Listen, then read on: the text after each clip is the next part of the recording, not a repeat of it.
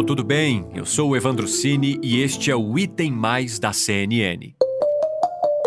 Nós vamos agora até o nosso estúdio da CNN no Rio de Janeiro com a Raquel Amorim, porque a Polícia Federal faz uma operação neste momento contra o tráfico de fósseis.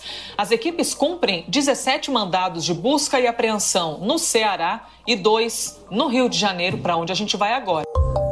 No finalzinho de 2020, surgiu uma notícia que poderia ter trazido um pouco de ânimo para os cientistas brasileiros depois desse ano tão difícil. E dessa vez eu não estou falando da vacina, não. A notícia que movimentou a roda dos paleontólogos foi a descrição de uma nova espécie de dinossauro brasileiro, que recebeu o nome de Ubirajara jubatus. Caso você esteja curioso, a aparência dele era mais ou menos assim. Do tamanho de uma galinha, ele tinha uma espécie de crina ao longo do corpo e 2 espetos saindo de cada um dos ombros. Um animal fascinante. Mas não foi simplesmente a descoberta dele que causou tanto alvoroço. Os cientistas aqui do Brasil fizeram viralizar uma hashtag no Twitter que dizia Ubirajara belongs to Brazil. Traduzindo, Ubirajara pertence ao Brasil. Eles querem repatriar o fóssil que permitiu a descoberta e que foi levado do Brasil para a Alemanha em 1995. Até o começo deste ano, o fóssil estava exposto no Museu Alemão, mas foi guardado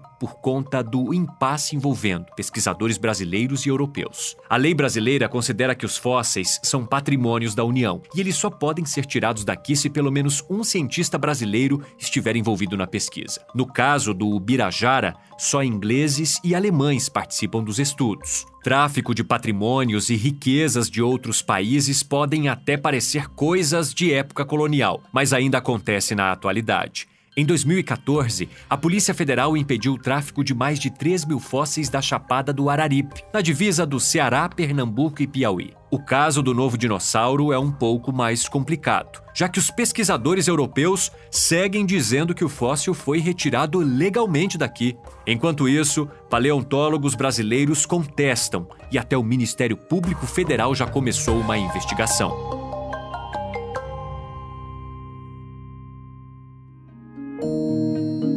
Neste episódio do Item Mais, conversamos com o Álamo Feitosa, professor do Laboratório de Paleontologia da Universidade Regional do Cariri. Foi nessa região que o fóssil do Ubirajara jubatus foi encontrado. Seja muito bem-vindo ao Item Mais, Álamo. Para mim é uma honra falar a todos vocês e principalmente falar sobre um assunto que eu dediquei basicamente toda a minha vida, que é a paleontologia brasileira. O prazer é todo nosso, principalmente por você compartilhar esse conhecimento tão vasto que você tem no assunto. Eu queria que você começasse explicando para a gente esse impasse da saída do fóssil do país. Ele foi retirado daqui ilegalmente? Quais são as evidências que vocês têm disso?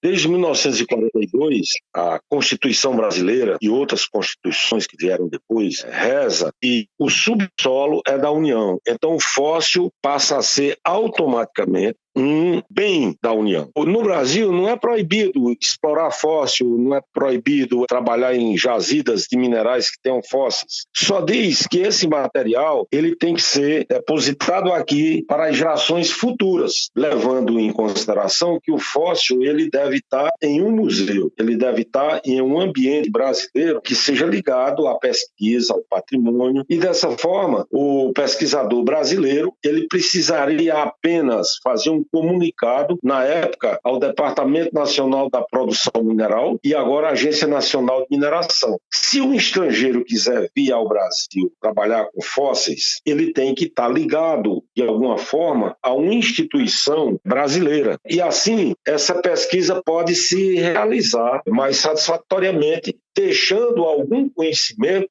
para o povo brasileiro. Ou seja, não é proibido o estrangeiro vir aqui, ele só tem que deixar um pouco do conhecimento. Isso a gente vê em outras áreas. O Brasil faz uma pesquisa envolvendo aviação, aí diz logo, mas tem que transferir conhecimento para o país. E no caso do Ubirajara jubatus, a transferência, o legado não foi deixado e também não se respeitou o fato de que isso deveria permanecer aqui no país. Eles simplesmente levaram esse patrimônio lá para fora?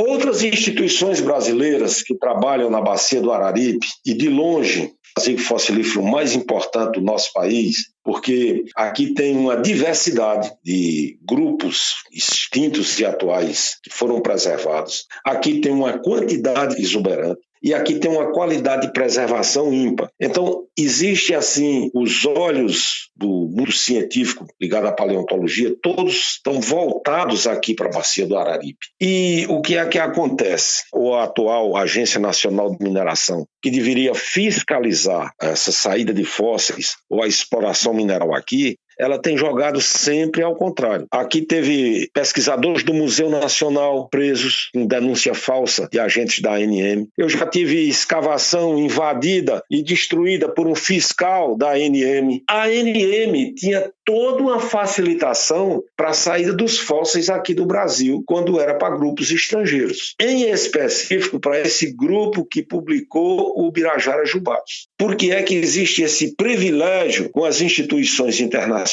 de pesquisa e uma perseguição às instituições nacionais e locais de pesquisa aqui na Bacia do Araripe? Então, eu acho que a ANM tem que ser ferrenhamente questionada a respeito das atitudes dos seus fiscais, em especial ligado à paleontologia aqui da Bacia do Araripe. Porque não é possível, toda hora a gente está sendo perseguido porque está trabalhando e perseguido pelo fato de não ter acesso ao material daqui que se encontra lá fora, e muitas vezes com a conivência da Agência Nacional de Mineração. Me deixa muito triste, preocupado, sem saber que rumos a pesquisa paleontológica brasileira vai tomar diante dessa situação totalmente adversa. Exatamente. Só deixando claro, então, que a ANM é a Agência Nacional de Mineração. E qual é o prejuízo para a ciência brasileira dessa descoberta ter sido anunciada lá fora? Olha, o prejuízo é muito grande. Primeiro, eu sou um paleontólogo já maduro, faço parte de toda uma geração que começou a trabalhar com paleontologia nos anos 90. Nós temos que treinar pessoas novas. Nós temos que formar novos pesquisadores. Como é que eu vou formar novos pesquisadores? E eu digo, isso foi dito talvez um dos maiores paleontólogos brasileiros, o Alexander Kellner. Quem é que é mais paleontólogo? É aquele que mais viu fóssil. É aquele que mais visitou museus, é aquele que mais comparou material. Mas para a gente fazer isso, ver fóssil, comparar o material, a gente tem que ter acesso ao material. E você não sabe a dificuldade que nós temos em ter acesso ao material brasileiro que se encontra nas outras instituições, sobretudo europeias. É quase um Deus nos acuda para a gente pedir para ver um material que de fato já é nosso. Segundo a sua experiência, eles têm facilidade para acessar os nossos fósseis. Mas a via contrária não encontra esse mesmo caminho. É uma dificuldade muito grande para que brasileiros possam analisar e estudar os seus próprios fósseis que estão no exterior. É exatamente isso. David Martin, que é um pesquisador que está nesse trabalho do Birajara Jubatos, ele diz, não, eu acho que todos os fósseis deviam estar em coleções aqui da Europa, sobretudo nas coleções de Londres. Isso está publicado em um artigo. E se os brasileiros quiserem, eles vêm aqui e têm acesso, eles veem o material. Como se a gente pudesse dizer, não, eu vou ali em Londres, eu estou com uma dúvida desse material que eu descobri aqui, eu vou lá em Londres comparar. Aí eu pergunto, não é muito mais lógico se o material é daqui, que o inglês venha aí, veja, compare o material que tem aqui? Porque a gente tem que pensar assim, é mais importante um museu quanto mais holótipos ele tem. Holótipo é aquela peça que serviu para a descrição de uma espécie. O holótipo ele fica guardado em um museu e ele não pode sair do museu. Então,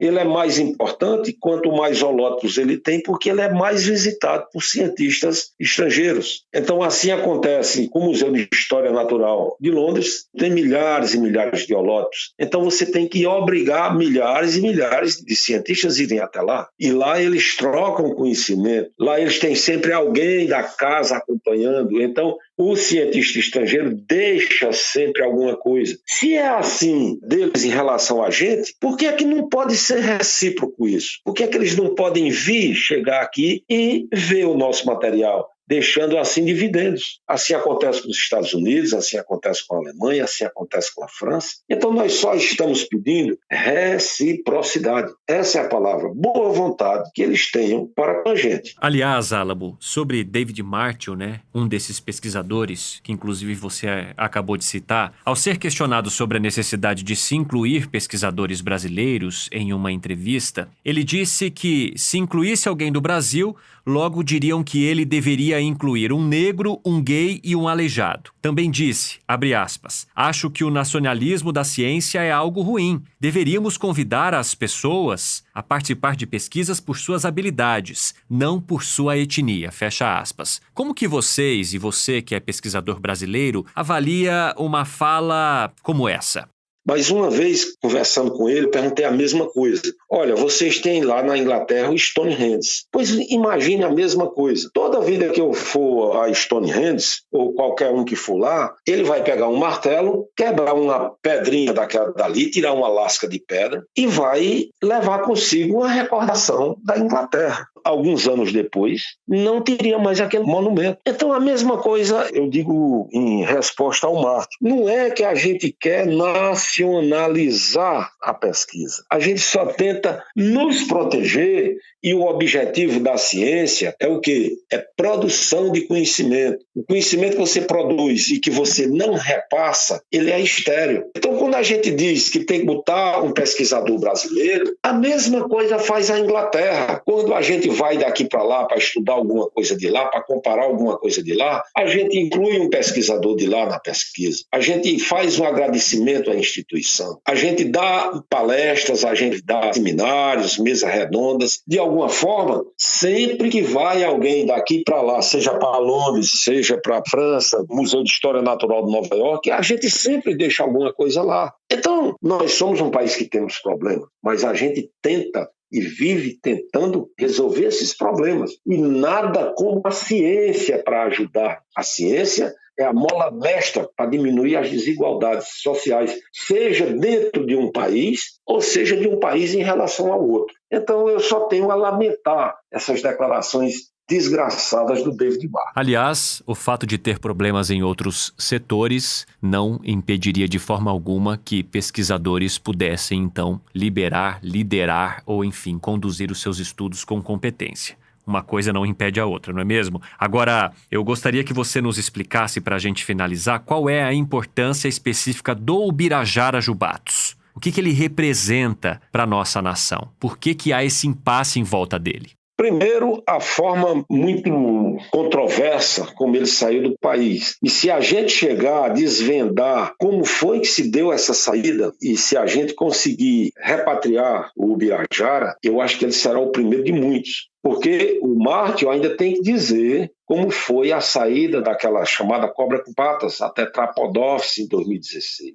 A gente tem o Irritartus chalengeri, que é outro dinossauro que ele publicou lá fora, que também está de uma forma muito nebulosa. Nós temos uma série de pterossauros descritas por ele, que se encontram em museus da Europa, que também a gente pede a repatriação e a gente tem consciência que saiu de forma ilegal. Essa campanha em torno do Ubirajara Jubatos é, como se diz, aquela célula primordial da gente ser reconhecido internacionalmente como sendo os donos dos fósseis da Bacia do Araripe. Sem dúvida nenhuma, isso é um patrimônio do povo brasileiro e a gente tem que começar a brigar por isso, porque isso é uma forma da gente obter o respeito internacional. Nós, se estamos brigando por essa coisa, é porque essa coisa é importante para nós, essa coisa faz parte da nossa identidade cultural e que nós exigimos que esteja em solo brasileiro. Em especial, que volte à Bacia do Araripe, onde nós temos um projeto de desenvolvimento sustentável, que é o Geoparque Araripe, o primeiro geoparque das Américas, cujo mote de criação foi o fóssil. Então, milhares e milhares de pessoas vêm ao Cariri anualmente, em torno do turismo de aventura, do turismo científico, ver Esse material é excepcional, que já foi descrito e é visto como uma maravilha do mundo por todos que visitam museus e que têm consciência, que lê as publicações a respeito da Bacia do Araripe. Então, para nós, a volta do Birajara é um marco e nós vamos brigar ferrenhamente até conseguir esse respeito internacional e a devolução desse nosso patrimônio cultural. Álamo Feitosa, muito obrigado por participar do Item Mais da CNN. Foi um prazer conversar contigo e saber um pouquinho da sua experiência envolvendo estes casos. Foi uma honra, estou sempre à disposição.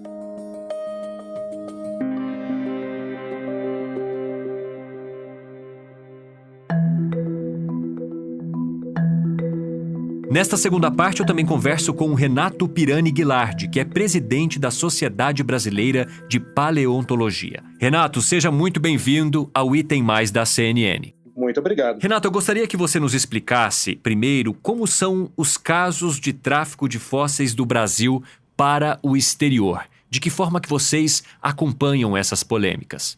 Olha, veja bem, o tráfico de fósseis é algo que é praticamente incontrolável dentro do nosso país. A gente não tem nem conhecimento mínimo do quanto seria esse tráfico, qual que é a magnitude dele, qual que é o valor envolvido nesse tráfico de fósseis. E por que eu digo que a gente não tem um conhecimento? Porque, na verdade, a gente tem uma série de dificuldades para identificar esses fósseis para a saída do país. Esses fósseis, na verdade, eles saem do país basicamente por dois motivos principais. Um deles é para venda para colecionadores do exterior. Um segundo motivo seria para coleções científicas. Esse segundo ponto é o que mais nos atormenta, porque a saída de fósseis do nosso território para coleções científicas do exterior é algo que prejudica e muito a ciência nacional. Então a gente tem essa preocupação de tentar estabelecer normas para que os fósseis saiam do nosso país de uma maneira legal. Ou seja, esse desconhecimento também se dá por conta da falta de fiscalização, de interesse, inclusive, das autoridades em controlar ou regular essas pesquisas que possam sair daqui e serem encaminhadas e publicadas lá no exterior? Pois então, eu não diria que é uma falta de interesse. Na verdade, é uma falta de legislação pertinente. Por que eu digo isso? A legislação referente a fósseis, no caso brasileiro, é uma legislação bem fraca. Fraca no sentido de que a única lei que realmente fala sobre fósseis data de 1942. É um decreto-lei de Getúlio Vargas, número 4146. Então é uma lei antiga que determina que a Agência Nacional de Mineração atual, o antigo DNPM, é o órgão responsável pelo controle, de extração dos fósseis e por aí vai. Essa lei, ela tem um embasamento um pouquinho melhor na década de 90, porque na década de 90 surge um outro decreto presidencial, o 98.830, que vai explicitamente dizer que os pedidos de coleta de estrangeiros no nosso país têm que ser diretamente dirigidos ao Ministério de Ciência e Tecnologia. Então, esse tipo de legislação é uma legislação tênue, não é muito conhecido, mas ela existe. Principalmente no caso mais atual, essa legislação não foi em nada olhada para ser feita essa retirada do fóssil do país. No caso específico do Birajara Jubatus, qual que é a principal polêmica? Como que você avalia a retirada deste fóssil aqui do Brasil? A gente tem, em relação ao Birajara Jubatus, um pequeno problema em relação à saída do nosso país desse exemplar e como ele saiu. Esse exemplar ele saiu, em teoria, em 1995 no nosso país. As pessoas que levaram esse exemplar para fora do país alegam que tiveram uma autorização do DNPM, na época, o atual ANM, para poder retirar isso. Contudo, volto a falar, existe um outro tipo de legislação que fala que há necessidade do Ministério de Ciência e Tecnologia saber desse tipo de transporte para o exterior de pessoas do estrangeiro. Então, esse tipo de caso foi muito complicado para nós, porque o Birajara Jubatus é um fóssil importante, ele tem as suas características dentro da paleontologia muito importantes e foi descrito numa revista científica. Então, a gente ficou extremamente surpreso quando pegou essa revista científica e viu a descrição de um animal de origem brasileira sem as devidas contrapartidas legais para que ele pudesse sair do país e ser assim publicado. Então essa foi a nossa principal preocupação de início enquanto sociedade de paleontologia, brasileira de paleontologia. Existem vários casos de saída de fósseis para descrição em revistas científicas. Há pouco tempo atrás, em 2015, houve uma cobra do Cretáceo também, lá do Crato, o material principal sai lá do Crato, que a gente chama de Tetrapodophyes. É uma cobra interessante porque ela tem 4 patas. cobras. E esta cobra, ela saiu do país de maneira totalmente ilegal também e foi descrita na revista Science, que é uma revista extremamente importante no mundo científico. Ao sair na revista Science, os autores disseram que esse exemplar, esta cobra, por exemplo, ela foi coletada aqui no nosso país antes de 1942, que é a nossa lei principal de paleontologia. O estrangeiro ele pode falar o que ele quiser de quando foi da coleta, porque não tem como comprovar isso. Então isso é muito complicado para nós. Inclusive, o fato de não ter pesquisadores brasileiros envolvidos na pesquisa sobre o Ubirajara jubatus, por si só, já é um agravante, né? No mundo científico, não vejo a necessidade de ter um pesquisador científico brasileiro associado a um trabalho. O que eu vejo de importante é que instituições brasileiras estejam junto, minimamente, para a transferência desse fóssil para outra instituição fora do país. Isso eu acho importante. A presença de um brasileiro no trabalho científico em si, ela é uma questão mais moral do que legal, né? Não existe nenhum tipo de legislação que obrigue esse tipo de coisa. É muito difícil reaver esses fósseis, principalmente aqueles que estão sob coleções ou que são, né, vendidos para colecionadores. Qual que é a dificuldade de se trazer de volta um fóssil desse, estando em museu ou não? Olha, eu vou te dar alguns exemplos para você ver a dificuldade de percepção de saída e de repatriação, digamos assim, desse material. A gente tem recentemente, né, desde 2005, alguns casos bem interessantes de apreensão de material fossilífero que estava saindo do país para o estrangeiro. Então, um dos casos mais famosos que tem é de 2006. A Polícia Federal, na verdade, junto com a Interpol, conseguiu apreender lá na França 13 fósseis brasileiros, 13 fósseis de mesossauros, que é um réptil aqui do Brasil, que estavam escondidos no meio de bíblias, né? A gente até brincava na época que era o atual Os Santos do Pau Oco, né? No meio dessas bíblias de revenda existiam fósseis, 13 fósseis que custavam todos eles a bagatela de $500 mil, né? Então a aduana francesa conseguiu capturar isso e devolveu ao Brasil. Existem casos nos Estados Unidos, na Espanha e no próprio Brasil, onde a gente consegue, né, a Polícia Federal e a Interpol conseguem detectar esse tipo de coisa. Agora, uma vez fora do país, repatriações são muito complexas, são muito difíceis. A gente teve um caso em 2014, onde uma professora da Federal do Espírito Santo, a Thaisa Rodrigues, ela viu no eBay, né, um site de venda de fósseis, um pterossauro brasileiro por $250 mil.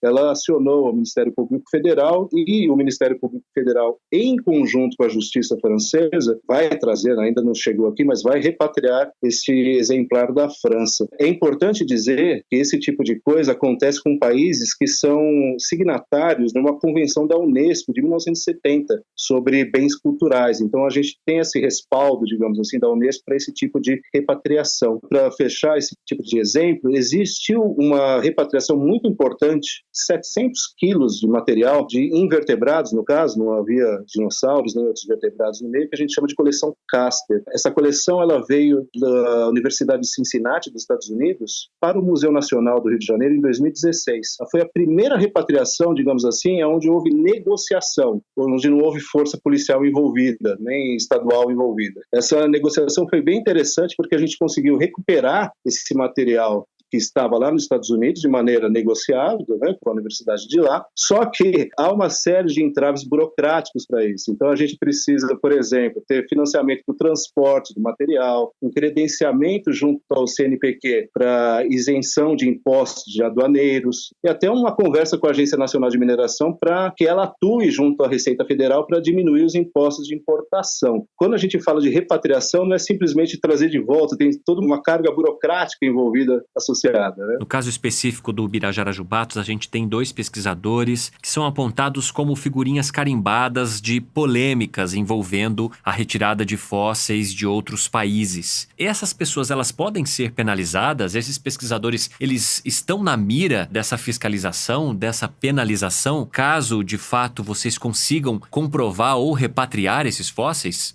Olha, existe uma penalização científica, é o máximo que eu posso falar para você. Alguns deles, inclusive, falam abertamente que estão, entre aspas, o palavreado deles, estão um pouco se importando com a presença ou não desses fósseis no Brasil. Então, quando eles falam esse tipo de coisa, eles sabem que a justiça do lugar onde eles estão não vai prejudicá-los de alguma forma. Mas a comunidade científica tem conhecimento disso e começa a vê-los de outra maneira. No caso do Ubirajara jubatus, em específico, a Sociedade Brasileira de Paleontologia começou a entrar em contato já com o SMNK, que é o museu alemão onde está guardado esse exemplar. E um dos autores desse trabalho, que trabalha nesse SMNK, está super solícito, digamos assim, para a repatriação do fóssil ao Brasil. Acho que houve uma percepção do erro qual eles fizeram, eles estão tentando remediar isso. Mas volto a falar, é um processo que talvez não seja muito rápido, devido à parte burocrática do processo. A Sociedade Brasileira de Paleontologia está trabalhando para isso, a gente está com o apoio de vários outros paleontólogos que estão forçando, entre aspas, né, a volta desse fóssil ao nosso país, de uma maneira bem interessante na internet. Eles utilizam de hashtags e de outros métodos para mostrar que o nosso fóssil, né, está no exterior de forma ilegal. Então a gente está tentando trazer novamente para cá, repatriá-lo, mas é algo, volto a falar, que talvez demore tempo, porque não é uma simples devolução, existe toda uma parte burocrática envolvida. Renato, para a gente encerrar, em resposta à Folha de São Paulo, um dos pesquisadores que assinou esse artigo sobre o Birajara Jubatus